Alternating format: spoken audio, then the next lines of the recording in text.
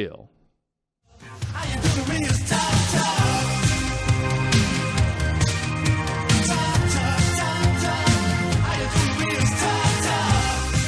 And we're now joined by Phil Steele. And for those of you that know, and hopefully this will be informing some of you, he produces this. And this is, I think, what I refer to often as the Bible of college football. More information than I'll ever know about college football is contained in the pages of this unbelievable magazine Phil puts out every single year. And if you're a real college football fan, you know the name Phil Steele. Phil, welcome. Hey, Randy, how the heck are you today? I'm doing fantastic. I was, and I'm holding this up, Phil. I know this is not a two-way video, but I've got all my little Post-it note marks for conferences and people, and it's not quite as dog-eared as it will be here in a few months, but I love this thing. You did, as always, you over-delivered with this one. Well, I appreciate that, Randy. You know, it takes a full 6 months for us to put that magazine out. We start the Sunday after Thanksgiving and send out the last page right at the end of May. So we get all those late transfers. This year I talked to over 100 of the head coaches, all post-spring exit interviews. So got a lot of late transfers. We've got Joe Burrow, the starting quarterback for LSU. Some of the other magazines, which hit the shelves a lot earlier than we do, have him as the backup quarterback at Ohio State. So coming out later, I think it gives us a nice advantage. Yeah, it is amazing, the amount of information. My favorite part about your magazine, especially when it's being read by somebody that maybe hasn't seen it as often or isn't as familiar with the acronyms, is the what the heck is, L8Y. Well, come on, common sense. That's the last 8 years. There you go. And, the good thing, Randy, is now that everybody's texting and abbreviating through texting, can you imagine 20 years ago when this thing hit and I was using these abbreviations? And now I think the people that text have all the abbreviations as well, so I think that helps out. Yeah. Hey, I'd like to start. Let's sort of take a cruise through major college football with you and start off here. I was at the College Football Hall of Fame last week for the SEC's meetings. As always, kind of a circus, especially the day that the Pope shows up, and the Alabama football team and the Pope Mobile showed up on Thursday this time. It was a sight to behold, as usual. But how do you look at the SEC this year?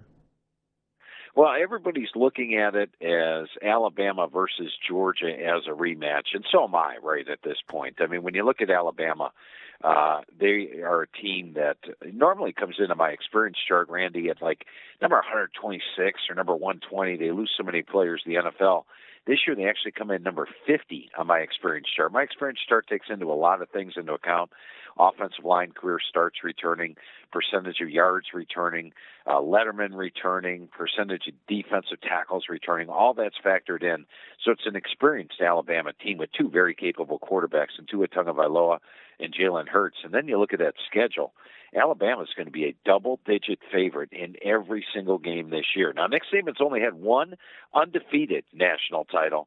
He sure has it laid out for a second one this year. I think his main contender in the West is going to be Auburn. They've got the talent to play with them. Defensive front, one of the best in the country. Jarrett Stidham back at quarterback.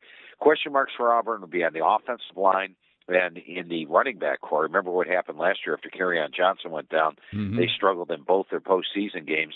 And then the schedule. They have to play Washington and Atlanta, go at Georgia and at Alabama, as well as playing Mississippi State on the road. And the only other team I have right at the top there with a shot at it would be Mississippi State. They have got one of the most experienced teams in the country with 17 returning starters coming back. They've got my number 3 rated defensive line and Nick Fitzgerald at quarterback. But the last 2 times they played Auburn, they got blown out. They do have to play at LSU, at Alabama. So I'm going with Alabama in the West. Really going out on a limb there, huh, Randy? Absolutely. Hey, in the East, everybody's got Georgia, and you have Georgia. And I love what Kirby Smart has done. And how could you not? And he's got sort of he's developing that Alabama kind of embarrassment of riches when it comes to depth and whatnot. But how do you look at Georgia versus a team like Florida? Yeah, there's two teams I think can contend with Georgia in the East this year. And the reason why is when I look at this year's Georgia squad, I actually think it's still one of the best squads in the country, no doubt. I've got number 4 in my power poll. But they're a notch below last year, just a notch, because you look at them defensively. Last year they had 10 returning starters. This year they only have 5. They lose Roquan Smith. I think their defense goes from being one of the top 2 in the country to maybe number 14 in the country, which is still outstanding, but it's not one of the top 2. And offensively, while I love DeAndre Swift, and I think running behind the number 2 offensive line in the country, he's going to have a massive season. Keep in mind, last year he was the number 3 running back. So they had Chubb, Michelle, and Swift. This year it's Swift, and then they need a couple guys to emerge. So I think they're a little weaker at running back as well as in the defense. But I've got them favored in all their games. I think the 2 games they have to be on their toes for, number 1 would be at South Carolina. And when you look at South Carolina last year, they lost their starting running back, Rico Dowdell, 4 games into the season. They lost their playmaker on offense, Deebo Samuel, wide receiver, kick returner, punt returner, scoring touchdowns all over the place. He was gone after 3 starts last year. Those 2 are back. Jake Bentley's back at QB. They're going to more of a hurry-up offense, which really fit Bentley in the spring. Muschamp's defense looks very good this year, and they get Georgia at home week 2. Remember the last 2 years, South Carolina has played Georgia within 14 points, and 2 years ago here, in Columbia, Georgia returned an onside kick for a touchdown in the final seconds to make it a 14-point game. So I think they have a shot, as does Florida. As you touched on, they're my number 1 most improved team in the country. Last year was a dumpster fire, suspensions, injuries. You know, at one point in November, Randy, they were down 28 scholarship players. That's over a 30-year roster. So they're playing with about 55 scholarship players on the field against teams with full rosters. And this year they've got 19 returning starters. That doesn't even include a player like Jordan Scarlett, who was the leading rusher in 2016 and was suspended last year. Mullen always gets the most out of the talent on hand. He's a quarterback whisperer. I think he'll get the most out of Felipe Franks, Emory Jones, Kyle Trask, whoever wins the job, and also get the most out of the team overall. And then you got to like their schedule. 3 true road games this year in the SEC, at Tennessee, at Mississippi State, at Vanderbilt, all winnable. The Georgia games in Jacksonville, so that's going to be the key. I could paint a scenario here for you that they're 7-0 when they take on Georgia in Jacksonville, and that would be quite a game. Wow, that would be something. That would really be something. Hey, let's move on to the next conference, the Big Ten. You know, as everybody these days, they've got different parts of their conference. But can you give me the top 3 teams in the Big Ten for fans to keep a close eye on? Actually, I'm going to have to give you my top 5 teams, Randy, because there are 5 legitimate title contenders for that. And, you know, one quick note about the Big Ten. You know, for years I've written the article, Toughest Conference in College Football, and I could have titled that article for 10 years. Okay, we all know the SEC is the toughest conference in college football. Who's number 2? But last year I actually rated the Big Ten number 1. You look at their bowl season, non-conference games, legitimate contenders. They were right up there, and they're up there again. Now, in the East, I think it's a 14 battle. You've got Ohio State. I do think Haskins comes back, or Haskins steps in and gives them a better downfield passing threat than they had with J.T. Barrett. They've got Dobbins and Weber at running back. I think Ohio State's premier team this year. Michigan. You know, last year Michigan was one of the least experienced teams in the country. 5 returning starters. This year, they jump all the way up to 17 returning starters. One of the top 3 defenses in the country. Shea Patterson steps in at QB, and I think the offense will be much improved. And they're also solid on special teams. Penn State, yes. Barkley is gone, but they bring back Trace McSorley at QB. The defense was deep last year, so despite 3 returning starters, they played a lot of people. I think the defense will still be solid. And when I talked to Coach Franklin this year, he said the offensive line goes to a strength of the team, whereas in the past they've been pretty much a weakness. So that's a big edge. And they play one team on the road that had a winning record that last year in Michigan, a team they clubbed at home. And then don't discount Michigan State, Mark D'Antonio. Last year they were the least experienced team in college football. This year with 19 returning starters, they move all the way up to number 13 on my experience chart. And like Penn State, they play one team on the road that had a winning record last year. That's Penn State in Happy Valley. And then the other team to mention is Wisconsin. Now, I'll say this with Wisconsin. I think they're a better team than last year's squad, which went 12-0 during the regular season. They've got the best offensive line in the country, Jonathan Taylor at running back, who had nearly 2,000 yards as a true freshman, and their quarterback is a veteran in Alex Hornibrook. But keep this in mind. Last year, their 5 road games came against 5 teams that had losing records. This year, their road games are Iowa, in Kinnick, Michigan, in Ann Arbor, Northwestern, Penn State in Happy Valley, and Purdue. 5 bowl teams on the road this year, but they're the clear-cut favorite to win the West, and that makes them a threat to make the playoffs. All right, let's go move along to the Big 12. Who are your contenders there? I think you got 6 legitimate contenders. To me, the Big 12 is a wide-open conference. Now, Oklahoma's your favorite coming in. Kyler Murray is not going to put up Baker Mayfield numbers. He's not going to hit 71% with a 42 to 5 ratio like he did last year. But he's got my number 5 set of running backs behind him, number 4 set of receivers, number 5 offensive line. They're still going to be explosive. And right now in Vegas, Oklahoma's favored in every single game. But keep your eyes on Texas.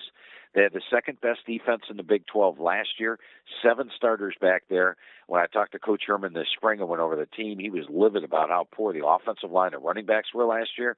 He'll get that fixed. And if he does, it's going to be a potent offense because they got 2 capable quarterbacks, 2 dangerous receivers. TCU, Gary Patterson, the big question marks are inexperienced offensive line, inexperienced quarterback. Defense, best in the Big 12.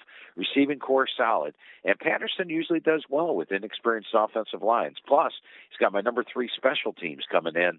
They're going to be a dangerous threat. And then the other 3 teams to throw out at you, West Virginia, led by Will Grier, picked by second in the Big 12 media poll this year, and they're going to have an improved defense. They've got 5 starters back after having just 3 starters back each of the last 2 years. Oklahoma State, I think, is the least experienced of these 6 teams that I'm talking about. But here's the thing. You look at their first 6 games, they could win all 6. In fact, they're favored in their first 6 games. And if they do that, that inexperience level goes away. They're a team playing with confidence, and that's when they reach the toughest part of their schedule. And then finally, I'm never going to discount Bill Snyder's chances of getting there. And he's got a veteran offensive line, 2 capable QBs in Alex Delton and Skylar Thompson. So I think any of the 6 teams can get there out of the Big 12 this year. And that's one of the reasons I didn't pick the Big 12 to make the playoffs. I think we're going to see a lot of teams knocking each other off during the course of the year. Yeah, I threw my production guys a little bit of a curveball here and went to out of order in the conferences. But a team and a conference that I'm impressed with is the ACC. Besides Clemson, we'll talk about them. But this is a conference that's got a lot of very improved teams.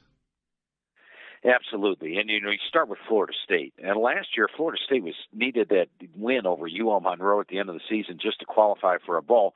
But look at their losses last year. I mean, the NC State game, a 6-point loss. Miami gets a touchdown in the final seconds to beat them. They fumble late against Louisville.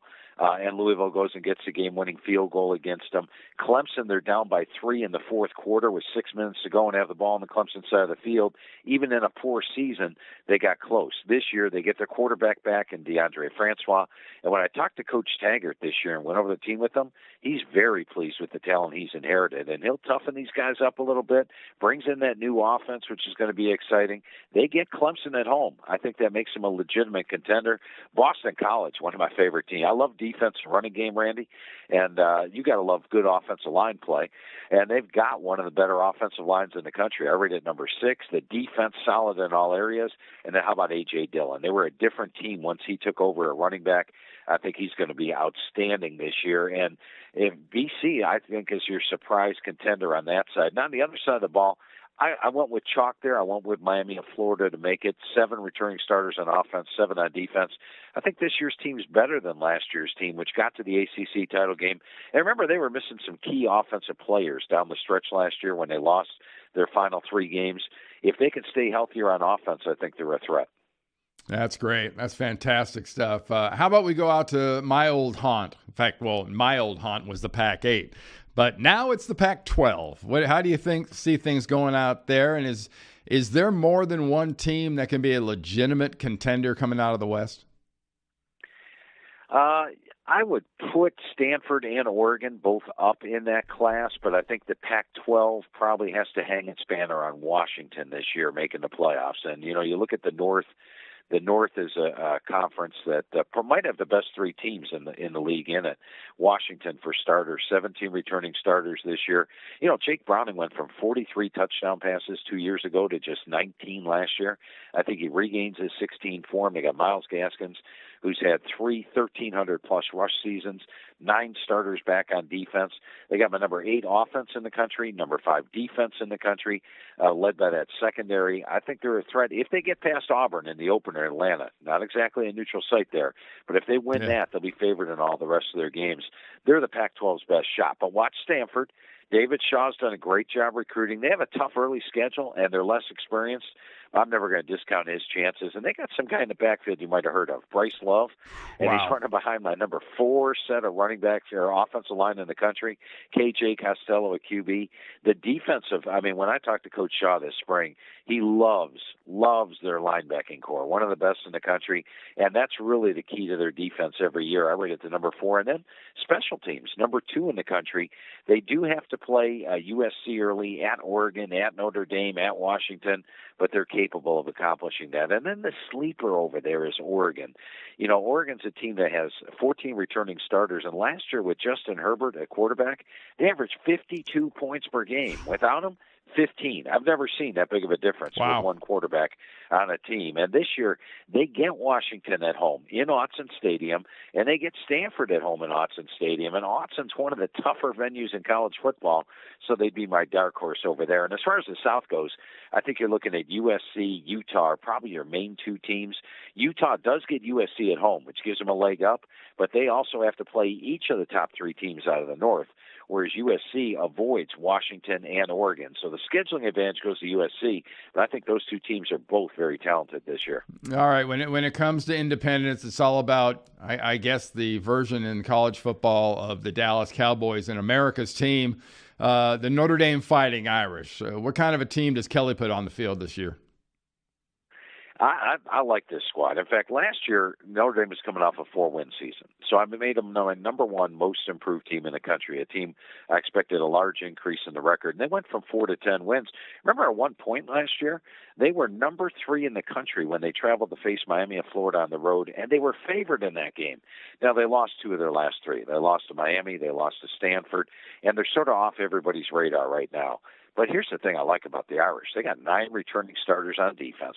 Offensively, Winbush is back at QB, and from all reports, a much improved passing quarterback this spring. The offensive line, despite losing a pair of first-round draft picks, still looks solid. I think they may have a pair of first-round draft picks this year as well, and I like the skill players. And then look at their schedule this year. It's tough, but it's sneakingly winnable. They have to play their 4 road games, true road games. They're at Wake Forest, at Virginia Tech, at Northwestern, at USC. I actually have them favored in all 4. Toughest 3 games of the year are Michigan, Stanford, and Florida State. They get Florida State in the cold in November. That's a nice plus. I think the Irish can sneak in there. They're my number 1 surprise team in the country, and a surprise team is a non-top 10 team that I think can make the playoffs. Hey, Phil, last year, the surprise team overall was UCF, coming out of the group of 5, out of the American Athletic, to be more specific. Besides UCF, who brings back Mackenzie Milton and a good number of people, anybody else coming out of the group of 5 that you think can grab the national attention and are a threat for a major bowl? Yeah, the one that I've got projected to get the group of 5 bid this year is actually Boise State. And Boise State last year, probably fortunate to win the Mountain West, had a couple of late comebacks where they, one game they were down by 2 touchdowns with about 2 minutes to go. Surprisingly got the Mountain West title game awarded to them after losing at Fresno. But this year they don't need any of that. 10 returning starters on defense. In fact, going over the team with Coach Harsin, they've got one of my top 25 defenses in the country. Offensively, Brett Rippon back at QB, Alexander Madison, 1,000-yard rusher back at running back. The offensive line looks solid. And then you look at their schedule. Now, I talked earlier about Oklahoma State. Mm-hmm. They're a slight dog at Oklahoma State week 3, but Oklahoma State's inexperienced. They get them early in the year. They can win that game. And if they do, knock off Troy and Oklahoma State early and run the table. I've got them favored in every game this year, besides that Oklahoma State one. Then all of a sudden you're looking at a potential 12-0, win the Mountain West title game, 13-0 champ that has a win over Oklahoma State under their belt, I think they'd be much talked about, especially if their wins are dominant like I expect them to be this year. Fantastic. Hey, Phil, really want to thank you for joining me. And I think the podcast listeners and watchers are a heck of a lot smarter about college football thanks to you. Hey, Randy, I always enjoy our conversations, my friend. You can call anytime. All right, Phil. Phil Steele, get that magazine. You'll be much better off as a football fan for it. Thanks.